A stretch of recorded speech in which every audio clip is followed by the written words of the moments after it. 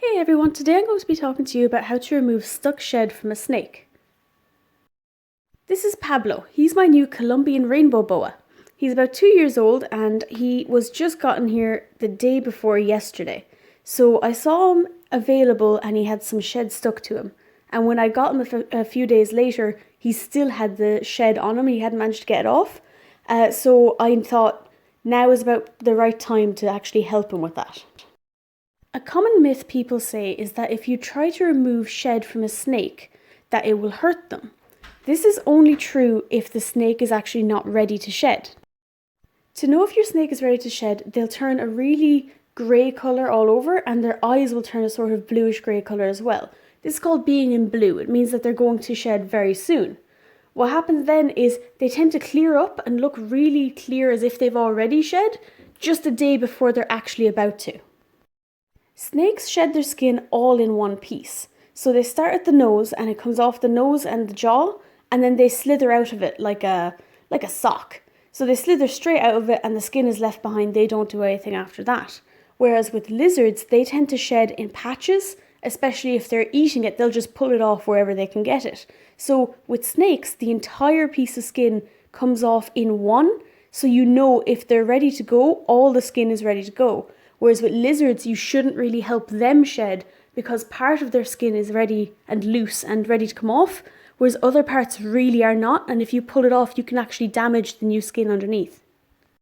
Pablo here had been in shed for about 3 or 4 days at this point and had no luck getting it off, so I knew it was safe to try and help him get off his skin. As a general rule, if it's been 24 hours since the snake started actively shedding and it's still not off, at that point you can step in and try help out a bit. So to help Pablo shed, what I've done here is I've gotten a container big enough to fit him comfortably and I've gotten some lukewarm water. So what I'm going to do is I'm going to move him from the container that I got him from the breeder in and I'm going to put him straight into this new container that just has a bit of shallow water in it. As you can see, as soon as he goes in, I put on a small amount of pressure on the skin and it starts to slowly come off. Make sure not to just rip it all off like a band-aid because you could possibly injure them. I then use my thumb to very gently roll the skin down his body. So he's in the water, it's loosening up the skin, it's making it softer, and then I put in the barest amount of pressure on it. So if the skin was stuck to him and not ready to come off, it's not going to move. I'm putting the minimum amount of pressure as I can on this. For snakes with more difficult to remove shed, you may need to put them inside a container with lukewarm water and a lid. And that way the lukewarm water can start to kind of steam up like a little sauna and it'll help get all the shed, especially shed from around the face, straight off the snake. On his upper body, Pablo had some skin that he'd started to shed from his neck and had rolled down, but then it had ripped. So it was kind of just like a little donut around him. He couldn't get it off. So I said I'd come back to that and leave that to soak as much as I could so it'd get really soft. Make sure to try not to stress your snake too much, and if you're getting a brand new snake, always give them time to settle in. The only reason I didn't is because this was literally straight from the car into the house.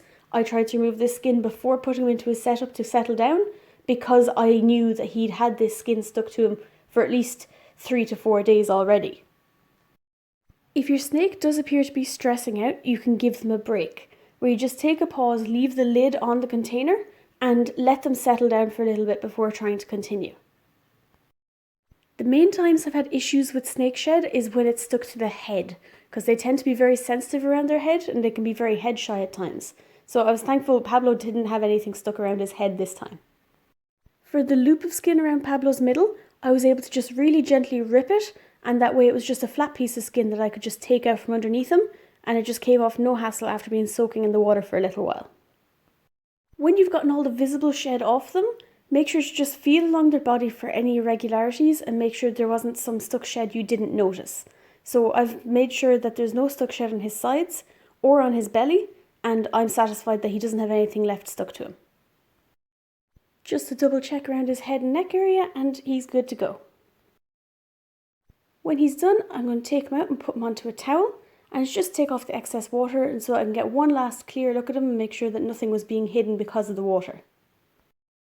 Also, because of the fact this is a new snake that I haven't had before, this gives me a chance to get a good look at him and make sure he doesn't have any deformities or any injuries that the shed may have hidden for when I was actually purchasing him that I might not have noticed at the time.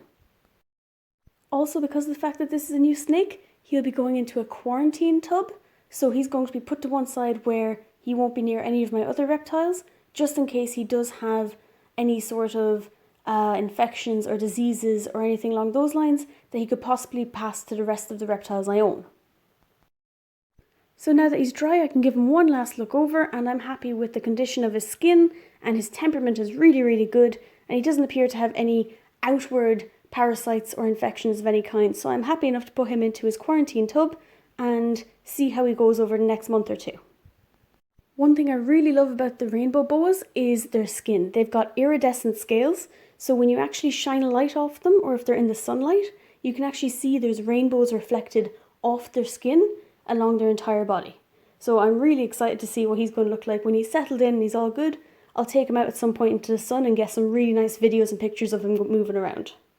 So thank you very, very much for watching, and if you have any questions, feel free to comment them below and I'll do my best to help you, and hopefully you'll see a lot more of Pablo in the future.